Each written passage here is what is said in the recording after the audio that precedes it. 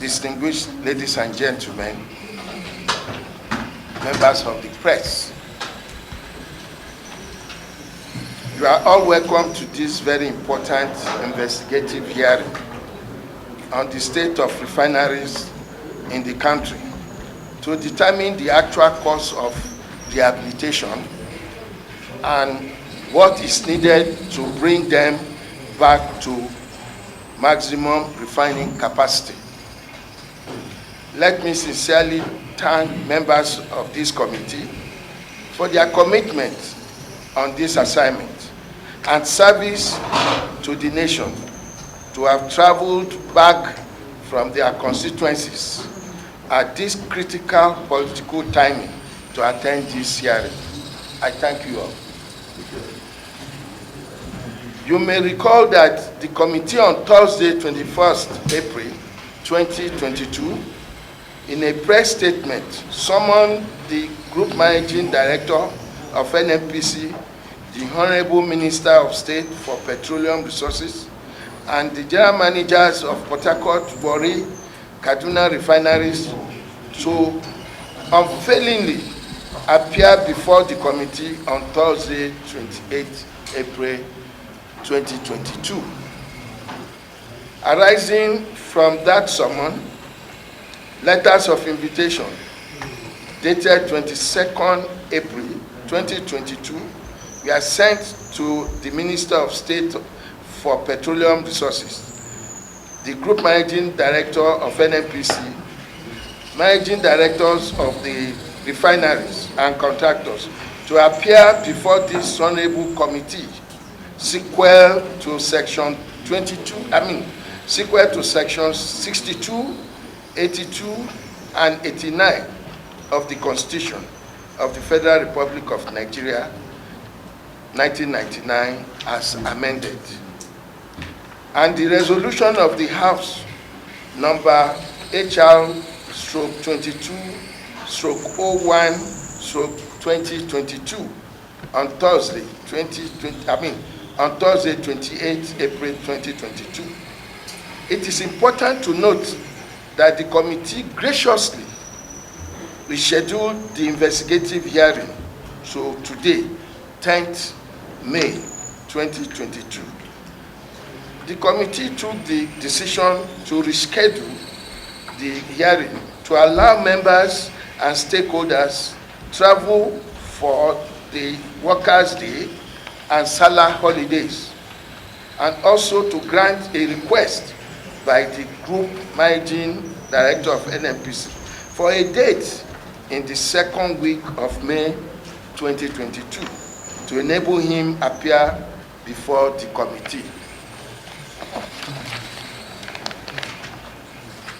The committee therefore again dutifully sent out letters to all invited stakeholders dated 26 April 2022, duly notifying them that the investigative hearing had been rescheduled to hold on 10th May 2022 due to the upcoming holidays. In the hearing today, we therefore expect the following persons and organizations to appear before this honorable committee. 1, the Honorable Minister of State for Petroleum Resources, Group Managing Director of Nigerian National Petroleum Corporation, the Accountant General of the Federation, the Director General, Budget Office of the Federation, General Manager, Port Harcourt Refining Company Limited, General Manager, Warri Refining and Petrochemical Company Limited, General Manager, Kaduna Refining and Petrochemical Limited, Managing Director, Sapen Contracting Nigeria Limited, Chief Executive Officer, Technimont Nigeria Limited. 10, Managing Director, Otto Ferdinand Limited. Managing Director, Leo Engineering and Construction Limited. We are again here today as members of the National Assembly and representatives of our people, with the constitutional duty to demand accountability from those in positions of authority on behalf of the people and nation Nigeria. The committee therefore provides this opportunity for the Honorable Minister of State for Petroleum Resources, the Group Managing Director, the operators of refineries and contractors to let us know the problems besetting our refineries in order to provide solutions for a sustainable future and for the benefit of all Nigerians. I wish you very fruitful deliberations. Thank you all, and God bless.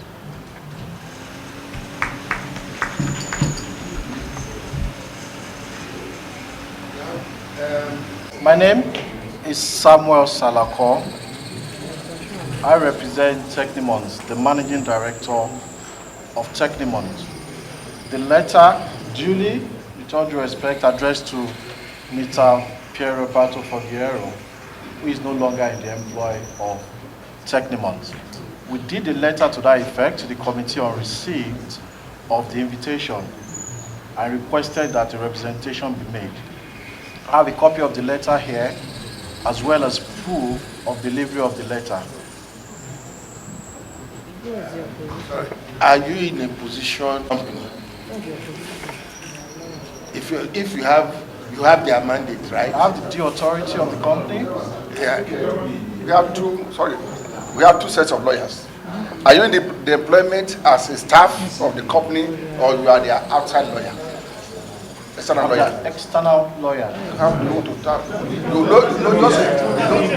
You know a piece of the company, not the total of the company.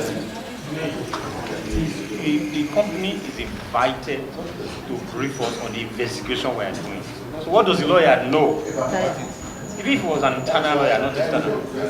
That's why I said whether he's in a position to commit the company. May I? I have the due authority of the company to represent it, and I have a letter to that effect. With respect, SARS, to the reports as well as information and documents required, we are in alignment with the position of the NNPC. So all the information that is required that will be useful for this committee are already provided.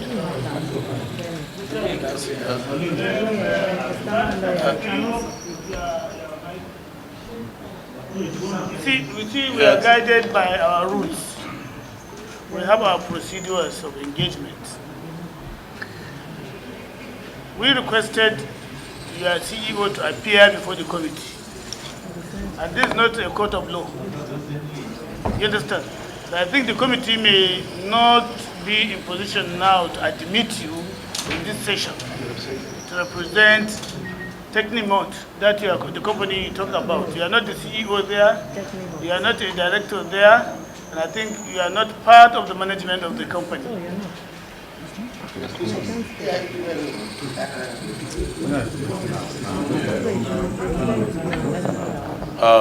Honorable Chairman, colleagues, our rules are clear. And at this point that we have established that you do not possess that authority to speak and commit the company you are representing. It's very clear. We cannot admit you. Thank you. The observation of the committee is duly noted. I've been sent here as a mark of deep respect by the contractor to the committee. I just mentioned that the managing director is no longer, that's the recipient of this letter, is no longer in the employment of the company. The next person, I'm just in communication with him, is not in the country, is in Italy. The only option would have been that there is no representation at all before the committee by Technimont. So I'm here to say this is the situation. You need to readdress the letter, if anything, to the head of Tekimont in Nigeria, and the option will be that there is no representation at all. We think that it's more respectful to come here and let you know than rather to be seen as ignoring your invitation. I'm very much inclined, if you do say so, that if you tell me to not be present, I'm very much inclined to take the report back. But we believe that it is actually in the best interest of investigation that all the parties invited, whether by themselves or their due representative, are here to listen to the hearing. I've mentioned also that there is no divergence of documentation, information, or opinion that Tekimont has that is different from that that will be presented by the NNPC. I'll be guided by the committee. Thank you. What you should do. If there's any document to submit, I think you should present. Do you have it? The secretariat. I'm referring to the secretariat. So you can excuse us and see the secretariat. Okay? Thank you. Thank you.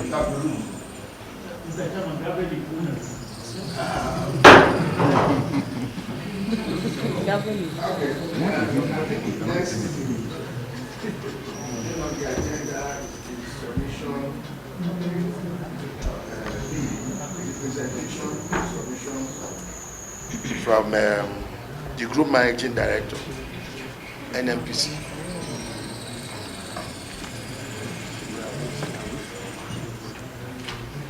Ad hoc committee, and thank you also for allowing us to come today, despite the fact that there was an earlier.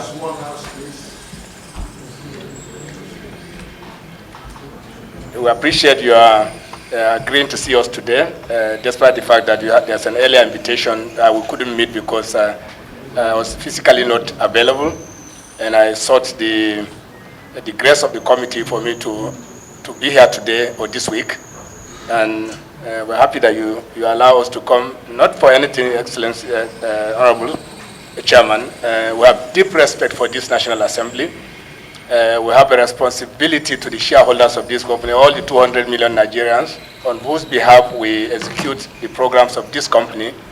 And we have very clear responsibility to be open, transparent, and accountable to these shareholders, and are ably represented by this National Assembly. And also, to put on record, Honorable Chairman, this National Assembly, made history by passing into law the Petroleum Industry Act, by whose grace also you have created the Nigeria National Petroleum Company Limited, thereby the Nigeria National Petroleum Corporation giving way to the creation of a fully private company owned by Nigerians, governed under the Companies and Allied Matters Act and the provisions of the PIF, which you created, which will essentially translate into making a very robust national oil company that will deliver dividend to its shareholders, and more importantly, to provide energy security, Honorable Chairman.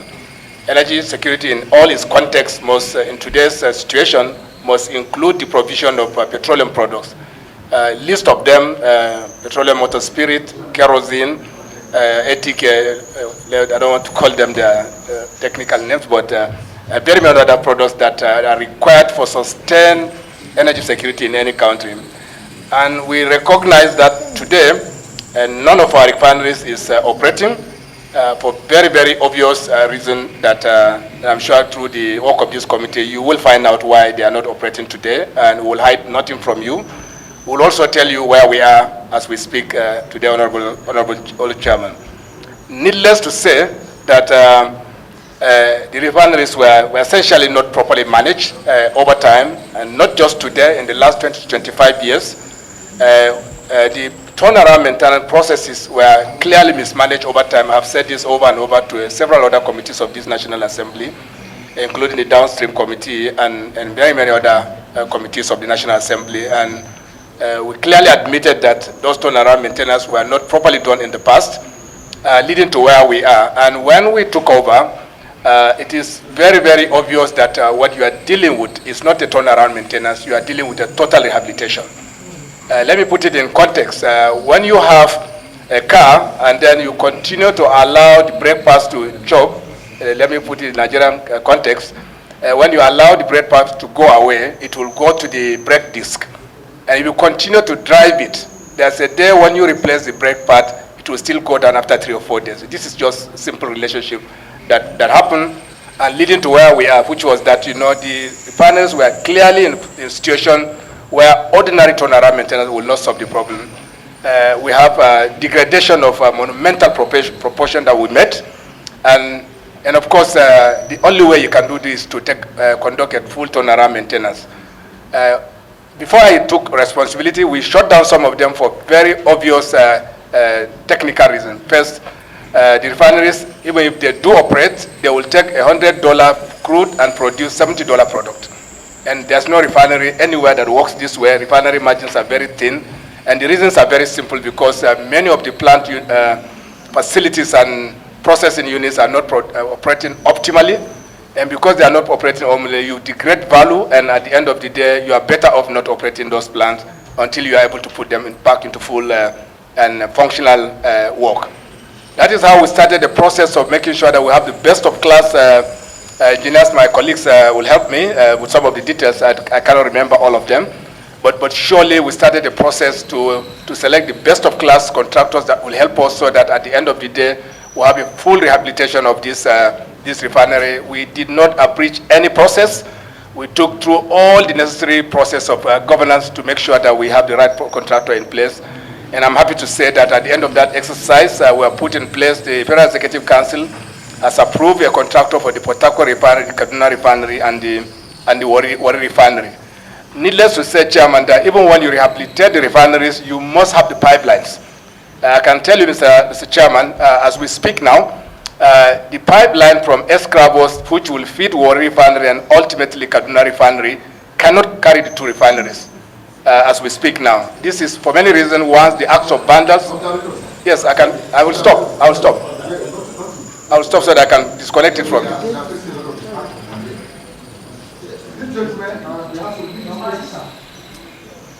He said you should leave, and you are joking with us here? Leave for 30 minutes, you are still there. It's an insult on us. We said leave. Do you want to disrupt this investigative hearing? I said leave. You are disrespecting us. Leave. Don't be saucy. Leave. I asked you to leave. We called them to go and tell him he was just playing there. Who do you say you are?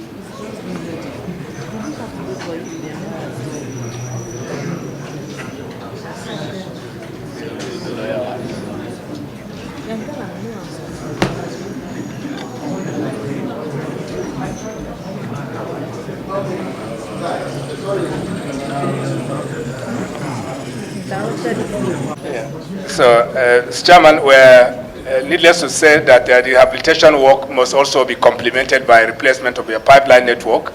We're also working with this. I know this is not subject of this committee, but it's also a very critical component of what we are doing.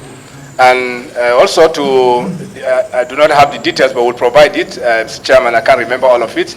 But I can tell you that we have a very different concept of this rehabilitation process that we have started, which is that it will be financed by banks. That's the difference between what you have in the past, where you do halfway work and then you never complete what you are trying to do.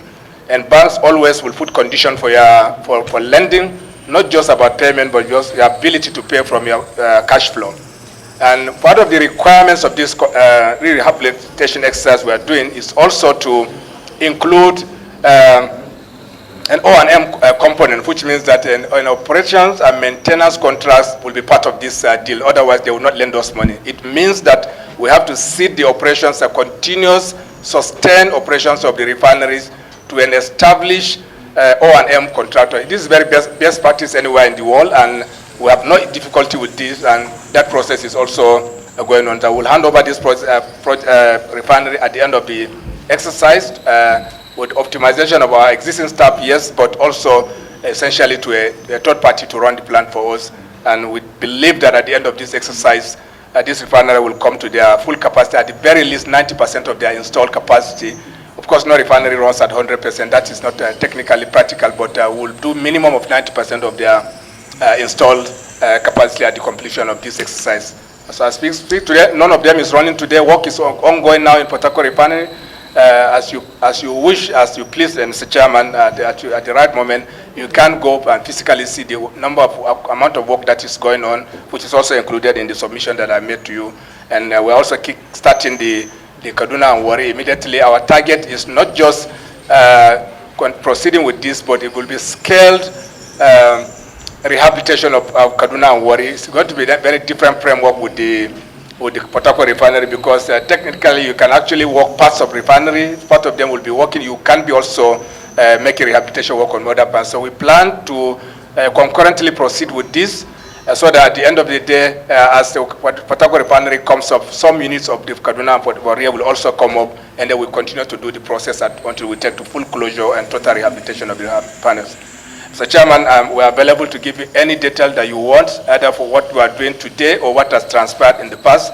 But be assured that we have nothing that we have that we will not hand over to you, and we invite you to ask any question, Mr. Chairman. Thank you very much. As you please. Thank you very much. Maybe take all of you at a go, instead of you giving me a separate report.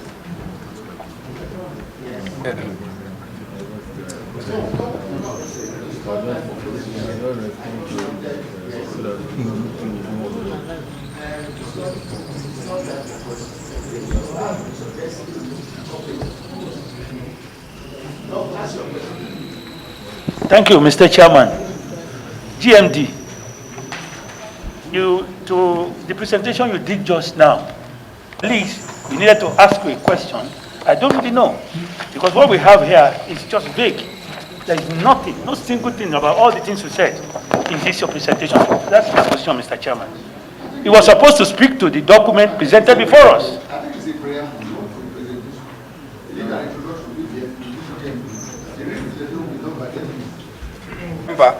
And that I think you should commend me, Mr. Chairman, rather than saying I said what I didn't write. And I take full responsibility for everything I have said.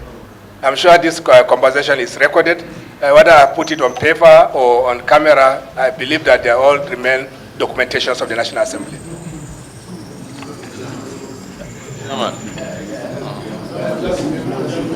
No, is there any contribution from? So, Mr. Chairman, thank you, sir. For what we are here to do. So, and there is nothing to add to that. And within the presentation that we have, if there are any questions, we would like to do them. But we are aligned with the position of the GMD that are presented. Thank you. But if there are some specific to each of these refineries, then we can answer to that. Thank you, sir. Chairman,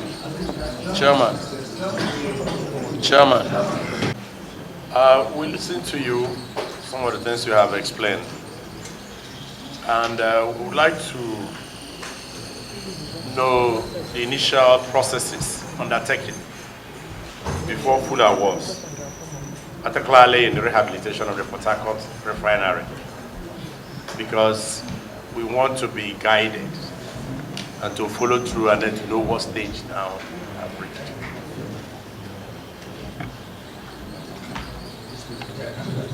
No, just note questions. Because a presentation of rehabilitation has to tell us the process, has to tell us the amount, has to tell us the stage where it is now, has to tell us the duration of where this thing will be. All these things were not mentioned. That was why I said what he said was just a preamble, not a presentation.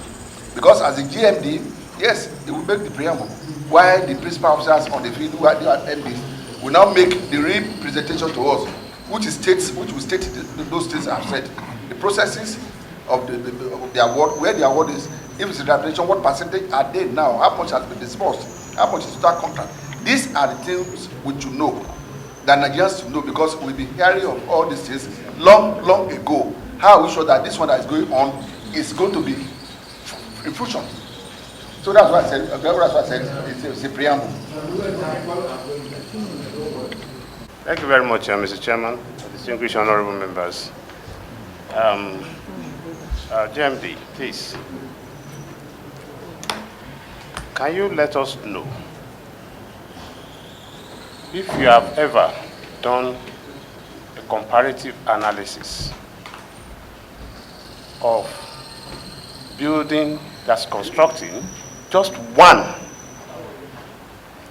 functional refinery that will give us optimum production vis-a-vis the entire 3.5 or 4, so to say, refineries that we have in this country, to know how much we have spent so far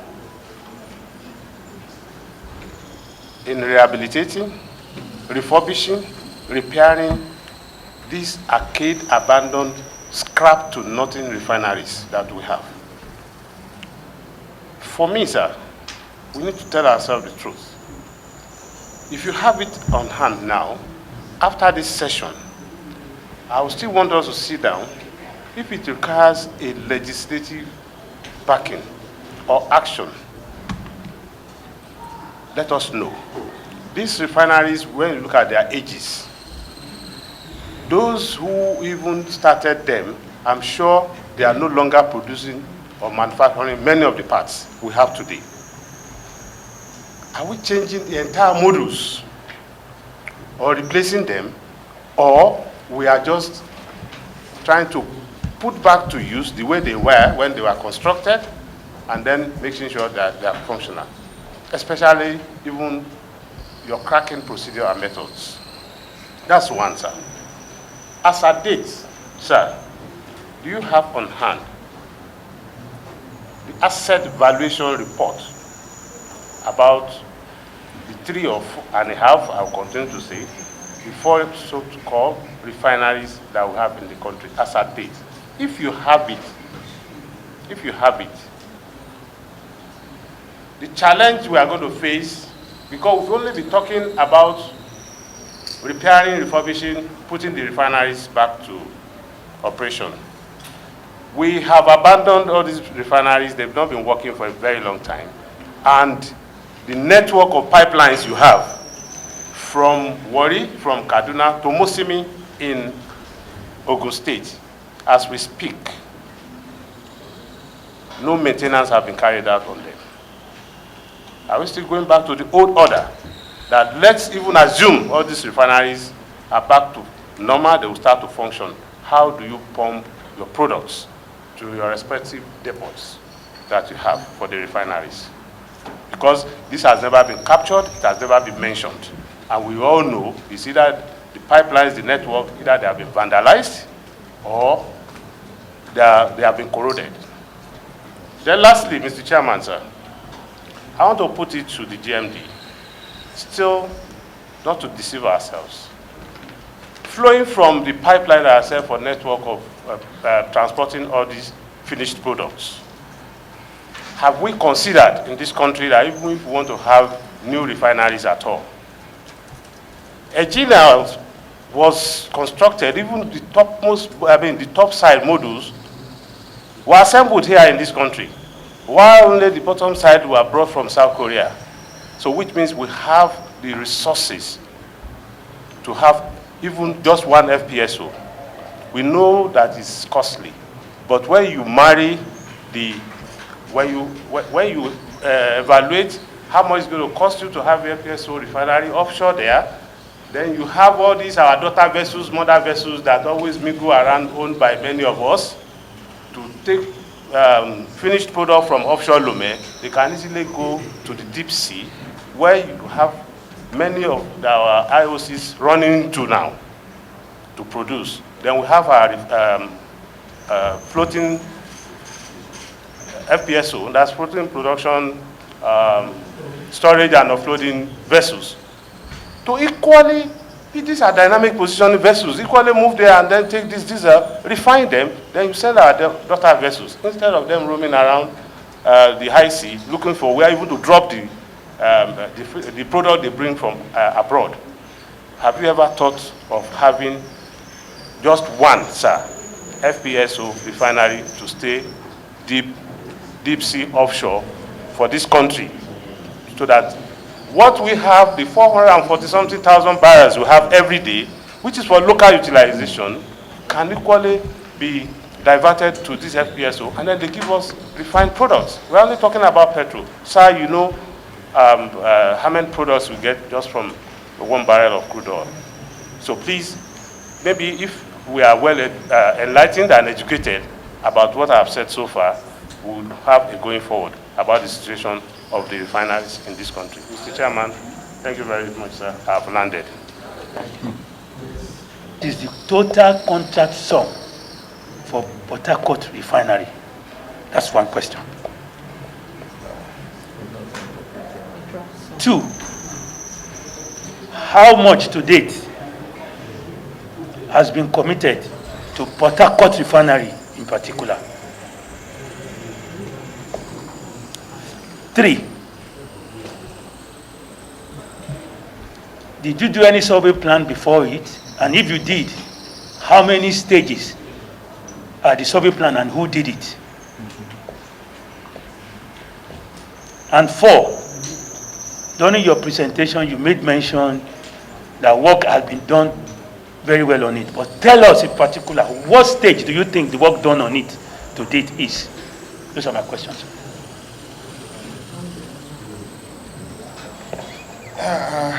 Thank you, Chairman. Through the PIA era till now, at least you said my colleague did not commend you, so I'm commending you. But one of the major issues that an ordinary Nigerian, if you talk about refinery today, what the ordinary Nigerian knows is that let there be PMS. That's what the ordinary Nigerian knows about refinery. But going deeper, we know that it's more than PMS. We know that if the refineries are working, issue of industrialization, which will give more employment, will come into play, which we believe that PIA will still address those aspects. But which means most of the things that we'll be able to discuss here today, 50% will have to do with oversight for us to really see the state of these refineries. But secondly, with the issue of the refineries and at the same time with what we are facing as of today, that queues are everywhere, Nigerians want to know what is the quantum and quantity of PMS that, that you bring in on daily basis through DSDP, and at the same time, what is that value of crude that you still give out, that at the end of the day still get PMS, that because Nigerians, what they want to really, they don't even care at times how much, but then let there be PMS. So what are those two variables giving us as Nigerians from the state of our refineries? But I can definitely not remember all the details.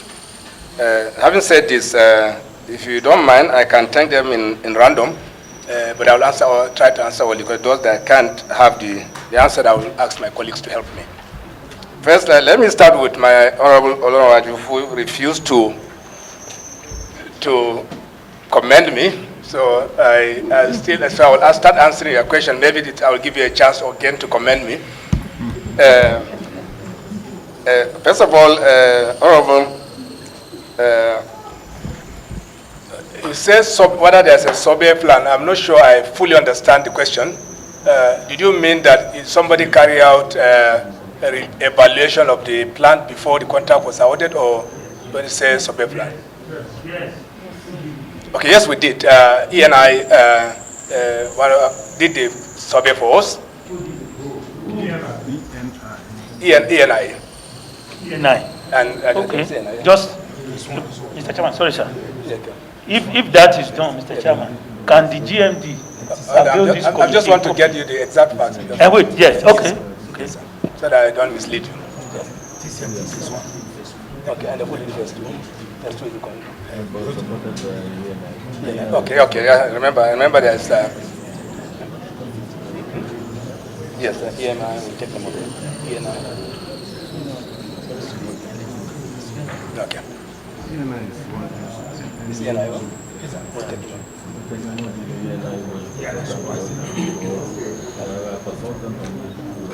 Okay. Thank you very much, Honorable. I think I got it right also. ENI was involved in the evaluation process, but they did support us, but the phase one was done by Technimont itself. The contract, Technimont. Yes, but we took ENI to support us. Sorry. At what stage was ENI? At what stage did ENI comes into it? No, ENI is our consultant. He supported us during the phase one evaluation. ENI during phase one evaluation? Then when was it that Techno came in? You mean for the current contract? It's after the evaluation now. Then we did a tender and Techno won the tender. That's a different thing. Two different things. We are talking of consultancy and the main contract. Two different things. GMD. Yes, hold on, Engineer Mustafa will help me. So. Thank you very much. Chairman, sir, as far as the Protocol Refinery is concerned, there are two main processes that was done. As a matter of fact, 4 years ago, we have KBR, we have a Technimont, and also even SAPEM that did about 2 months evaluation of all the refineries there, just to see what is the state of refineries, and thereafter, that's about 2018, I can remember.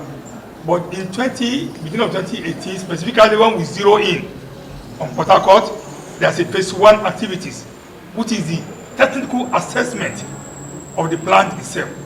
That is surveying and assess all the equipment, see what is wrong with them, and that is phase one, which was carried out by Technimont, but E&I was our consultant then.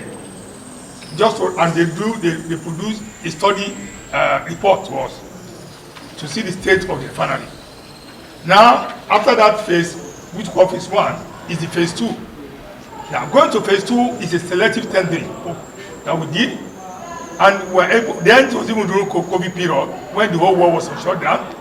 And why selective tendering? Because we were able to garner about 29 companies worldwide, globally, which we wrote them. But when they came back, there were only about 7 that responded to us. Some of them also wanted to come in physically and see the state of the refinery, but some of them were afraid because of COVID at that time. So we went through that technical assessment, so they submitted that technical report, and 5 came back to submit a technical report to us. These 5 companies, I can remember, Technimont, SPA, SAPEM, SPA, and a Hyundai engineering company, Petrofac. These are 5 companies that came back with their technical support report, and then moved into commercial. So these 5 companies also moved to commercial. But during commercial, because they could not come, some of them couldn't come to physically see the asset, only 3 came back with the commercial documentation. And these 3 that came is a Technimont, SAPEM, and HEC. That's a Hyundai engineering company of Korea. So 3 go through the commercial, which we evaluated. And looking at all our requirements, TCM happened to be the least, the minimum, the most responsive contractor for the phase 2, which is what we are doing today. And it went through the NNPC governance. From there, it went to the FEC, and we got the FEC approval to proceed and award to Technimont. And that's why today, Technimont is the contractor that is driving the ongoing phase 2, which is engineering, procurement, construction, and installation, which is ongoing at the moment. Thank you. And my rider, I want to move it as a motion, sir. Flowing from what he has just told us. Because initially we had wanted to ask about this contract cycle, and that's exactly what you have narrated. The contract cycle is exactly what you have narrated.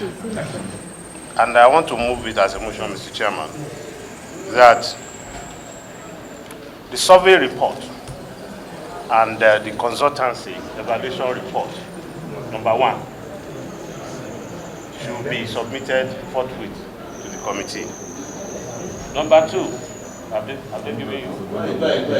Then number 2, when you talked about the technical, you said selective tendering, which means there was a process for that. And looking at the quantum, the value, we know you have your ceiling. But going above your ceiling, there must have been an approval from somewhere, whether FEC or maybe the minister, as the case may be. So that approval for such a waiver, that's number 2, documents. Now moving as a motion that we require, that must be submitted. Then number 3, the commercial evaluation report. It's not a private document. The commercial evaluation report. Commercial evaluation report. Because after your technical, of course, you subjected those you have scored and crossed the line to commercial evaluation. So the commercial evaluation report. Now, on the commercial evaluation report, sure we know you have your justification for picking the contractors that are currently running the project. I mean, the project. So that justification. Then you say you got a waiver for your EPCI, engineering, procurement, construction, installation from FEC. It will just be useful for us. It's just for us to really know, debunk what's going out there, and then if there is a way, this committee is representing the National Assembly. So if there is a way we can collaborate, you see, don't get us wrong, because getting to this stage, nobody can deny the role that has been played by the GMD, especially on the PIA, as stated earlier on. And these small knots, we need to untie them. So I move it as a motion, Mr. Chairman, that the documents are so requested. There are 5 documents in number. They will greatly help this committee. And I think, Mr. Chairman, in your ruling, there should be specific dates, because these are processes that have been completed. So, I want to amend. You want to amend? I would like to amend by request, because we did send a letter to you specifying these things clearly, and we've been checking, and we have not received those records. So it's important that in addition to what is contained in his motion, that you do provide us all those procurement documents that we requested for in our letter to you. It's absolutely important, so that we tie it in with these documents, because there are so many gaps that we have noticed, and some areas where it appears maybe one company is just doing the whole thing by themselves. We need to see those documents specifically requested for in our letter to you, so as to tie it with it. That's the amendment. So, Mr. Chairman, you may now. Yes. Thank you, Mr. Chairman. I want to second. Yes. Okay. Mr. Chairman. I think we should have them on or before before the end of this week. Before the end of this week. Today, today is Tuesday now. They are there now. They are with them before the end of this week. May 13th. Before May 13th. Okay. Thank you. Yeah. Thank you. Second. Okay, thank you, Mr. Chairman. I remain representative Olanrewaju representing. And if we have done so, every question asked by all the honorable members would have been answered. Mr. Chairman, it is obvious that all the questions are related to the inquiry that you made. We have answered some of them in the submission that we made. We did not do on the others. If you permit, Mr. Chairman, I will submit full response to all of them, all the questions that you have by the 13th, as you have indicated. It will, by implication, answer all the questions that are raised now, Mr. Chairman.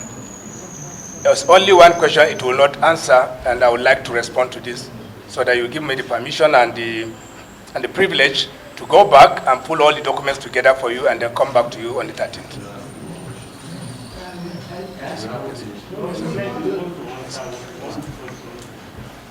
They're all the questions are actually part of the questionnaire that you have sent to us. And therefore it will be very useful, Mr. Chairman, so that I don't give you any half information here, so that I will give you the comprehensive information by the 13th as you have deemed appropriate, and so that we can now respond to questions that will come out of that.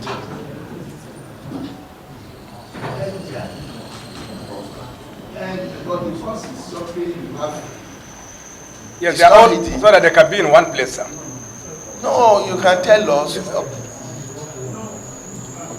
Mr. Chairman, Yes. you have asked him to provide the details, and I'm telling you that both of the questions are in the details that he's going to submit on Friday. Let's get something right. He's ready to provide all the necessary breakdown and answer the question on Friday. Why don't you give him the benefit of that to do that? No, Mr. Chairman. In order for us to truly, I'm Honorable Adedeji Stanley Olajide. See, when we're looking at the total cost of ownership and return on investment and some of these other technical details of cost that we're asking, Mr. Chairman, I would want to lean on the side that we allow him to come back to us with detailed cost implication, as opposed to getting half information at this time. My submission. Mr. Chairman. it is. Mr. Chairman, thank you. My name is Honorable Pam Jimmy Sopo. I represent Buruku Federal Constituency, and I'm from Benue State. Mr. Chairman, the GMD is a difficult personality to come by. We have the privilege, we have him here with us here today, and I think we should use this opportunity because there are several other questions. At the end of it, we'll give him we'll give him that. But at this point, just wrapping this up and asking him to leave, I think it's a bit premature. So now that we have him here, I think we should exhaust the opportunity. Thank you, Mr. Chairman. Mr. Chairman, as if the GMD is under oath. This is an investigative hearing. And if we now ask him to say something that he cannot be specific about or draw from documents, I want to appeal, that is suggestive. And I know that the GMD is going to allay the fears of this committee. Irrespective of that, because I'm aware, nearly maybe 10, 20 answers to 10, 20 committees in a week. Maybe that's the challenge he's having. But GMD, sir, being that as it may, when we're talking about contracts, there's something you know too well. We need something to take back home. Can you just tell us the rough estimate of, even if you make it omnibus for now, and then we have the details later. That is one. Then two, please, we have given up to the end of this week. I want to appeal. When it is most convenient next week, we want you to come in person so that you don't, Mr. Chairman will rule on that, so that you don't leave us to speculation. You are here now and you have spoken, and you've gotten everybody carried along the line of what you are doing. I think the fear is whether you will come or you will not come. But of course, many of us trust you that you will still cause appearance once you have the window. But it should not be too long because this is not a standing committee. It's an ad hoc committee that has, we need to submit, yes, it has a lifespan. We are going to submit our report, and it cannot be endless. So these documents we have so requested, they are live documents that are existing. Except you are just updating many of them. No. I mean, they are live documents, they are existing, yes. But of course subjected to revisions, maybe as the work progresses. But what you have as a date, the most current revision should be made available to us before Friday. And then let him tell us Monday, Tuesday, you want to come, let us know so that we clean it up, sir. I think that's what the committee members are talking about. Thank you very much. But we still want you to tell us, is $100,000, is $10,000 rough estimate? I think everybody will be at peace. Thank you very much, Mr. Chairman, sir.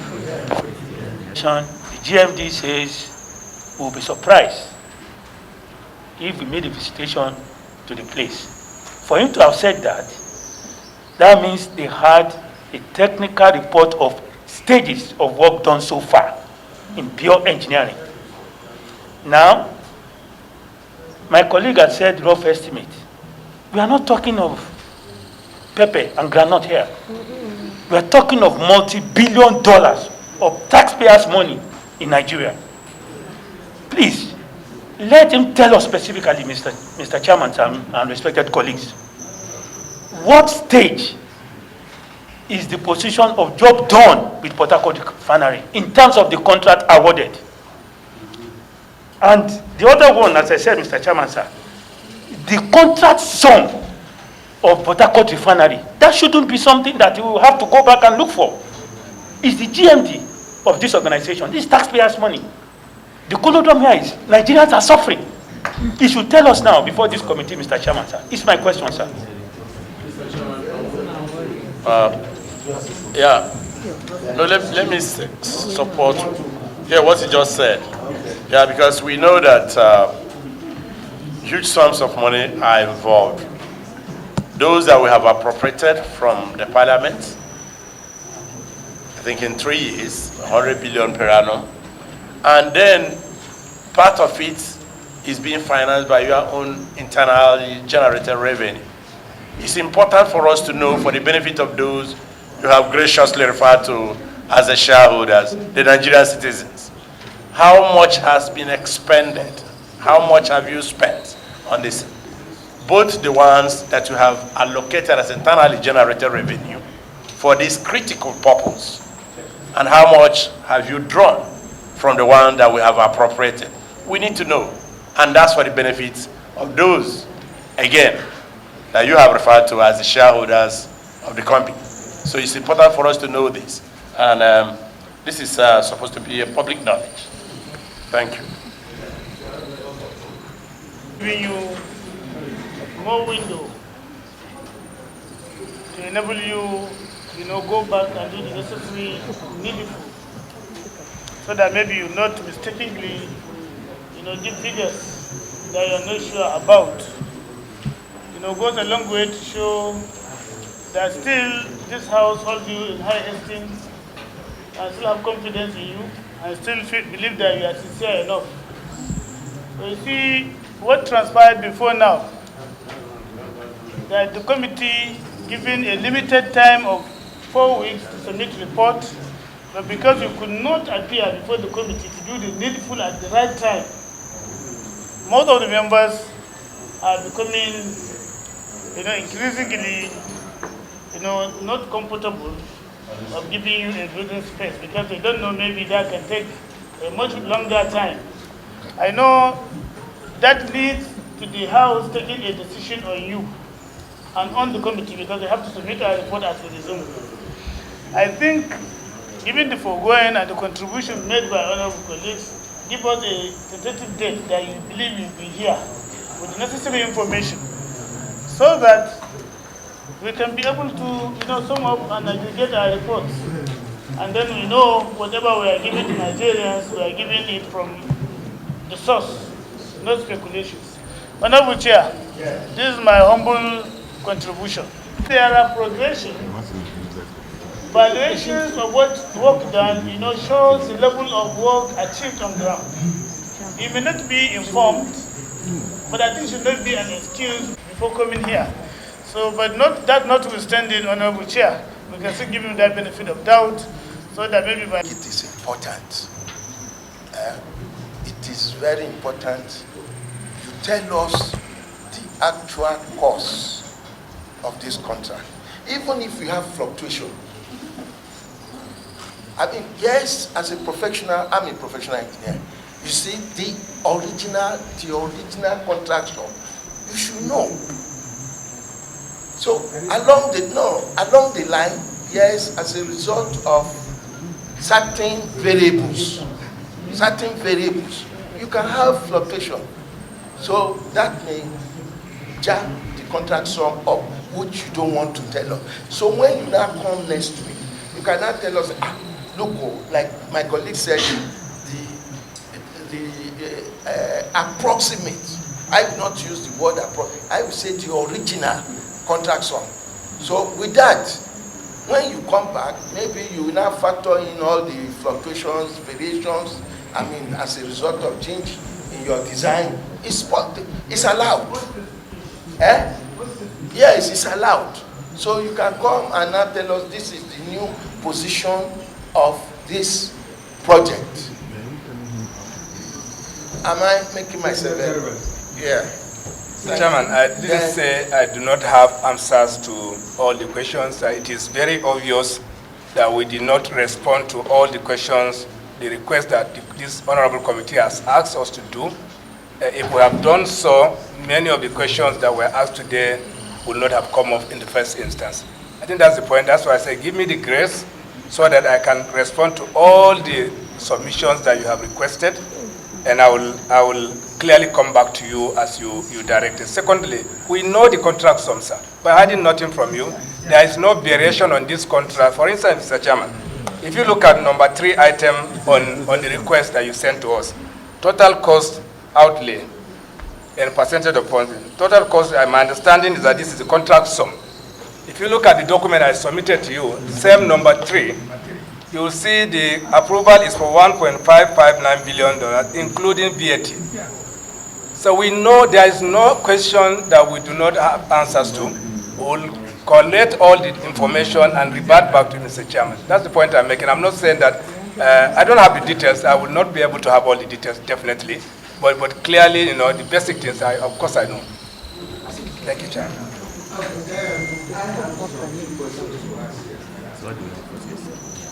One, what is the quantity of crude oil given out per day under the TSDP program to refiners outside this country? 2, what is the quantity of PMS received per day in exchange for the quantity of crude oil swapped?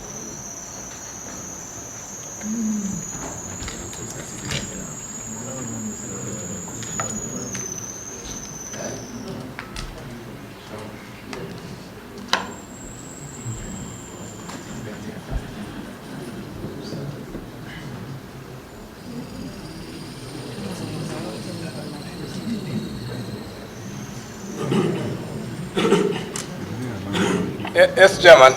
Definitely, these are very specific numbers, and there's no way I can give you a number on this moment. First, let me tell you the principle around this.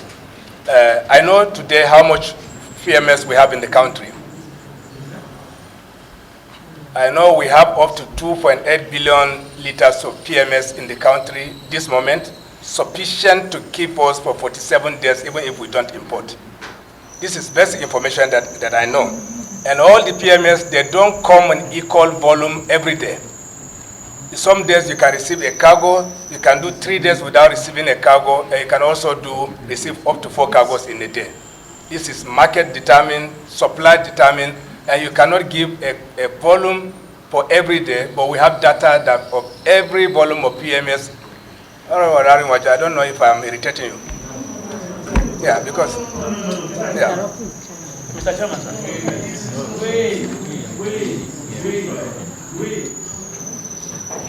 I don't know if I have any protection of this this committee. Otherwise, Mr. Chairman, you do need to assure me of protection so that I can speak my mind. Yes. Yes. Yes.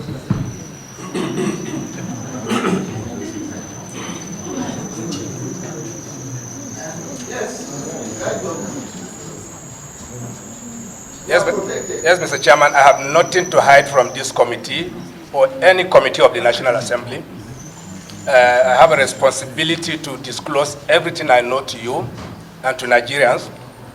I have a responsibility by duty and also by obligation to make sure that I don't hold back any information. I will hold back no information from you or from this committee, Mr. Chairman.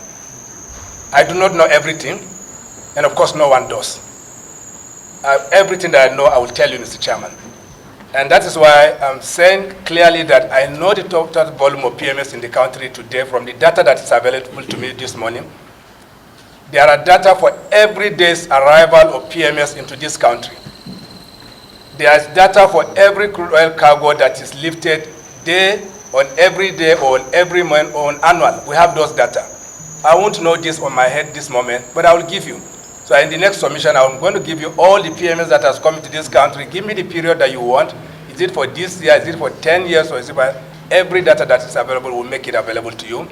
All the crude cargoes are located for the purpose of bringing petroleum products in this country. We know them.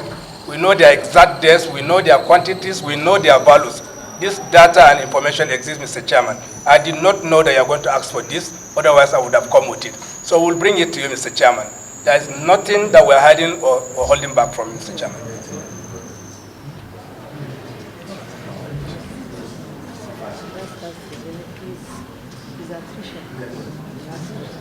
Thank you, Mr. Chairman and respected colleagues.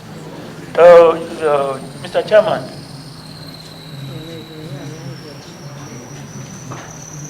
Mr. Chairman, sir.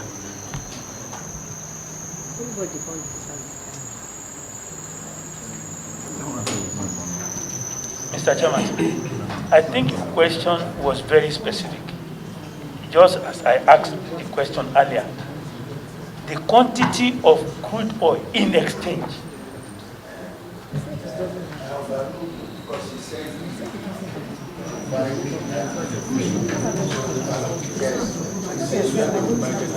Yes. I'm coming, Mr. Chairman, sir. Because why did I say that? That was the way my other question was answered, and that's why I'm concerned. Because I said, now the GMD says the total contract sum is $1.something billion. Was it part of the major contract and the survey for the consultancy? Was that 1.5 part of it? Or is there any differentials in it? Mr. Chairman, sir, let him answer it, sir. No. He has told us here that he will oblige us with the correct position of things next week. Okay, so... That's Mr. Chairman, please. Okay, thank you. At this point, maybe the press want to go into executive session. The press people probably need to excuse us for a few minutes. They will not take us to come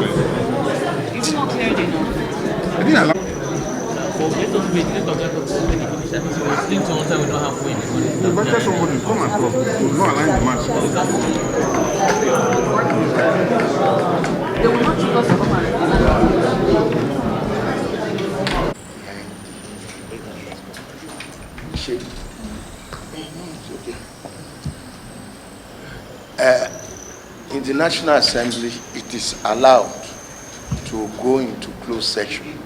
So according to our Order 17, subsection 90, which says, whenever it is determined by majority of members, okay, members present, that the evidence of or testimony at an investigative hearing may threaten national security, endanger a witness, tender to defame or incriminate any person or persons, or is in national interest that such evidence or testimonies be taken in a closed session. The committee shall proceed to dissolve into a closed session for that purpose. So that is the reason why we went into a closed session. And we've been able to resolve some of the issues, and the GMD and his team will submit all the necessary documents to us before end of work on Friday. And we also agreed that we will reconvene on the 3rd of June.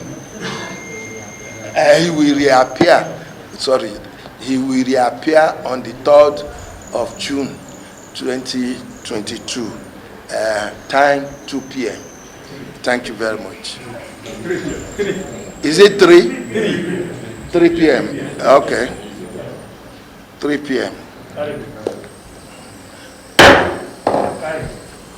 Thank you.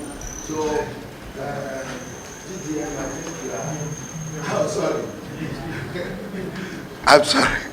I'm sorry. Group Managing Director, I think you and your team, you are discharged but not acquitted. Thank you very much, Chairman. We will be here on the 3rd of June. As I mentioned earlier, we have nothing to hide, Mr. Chairman. We have every data and information that you require. We have a responsibility to this committee to give you every information and data that you require. Every question that you have asked, we have answers to them. We have documentations to provide to you. We are happy to do this for the benefit of Nigeria, and we have a responsibility to be transparent to Nigerians. And we're happy that you invited us. As a matter of fact, when you invited us, Mr. Chairman, I saw it as an opportunity to tell Nigerians what we are doing on their behalf, that what people think of this country, where things are done without process, without consideration for cost, without consideration for value, is gone. And this your investigation will prove exactly that at the end of the exercise. Mr. Chairman, we're happy.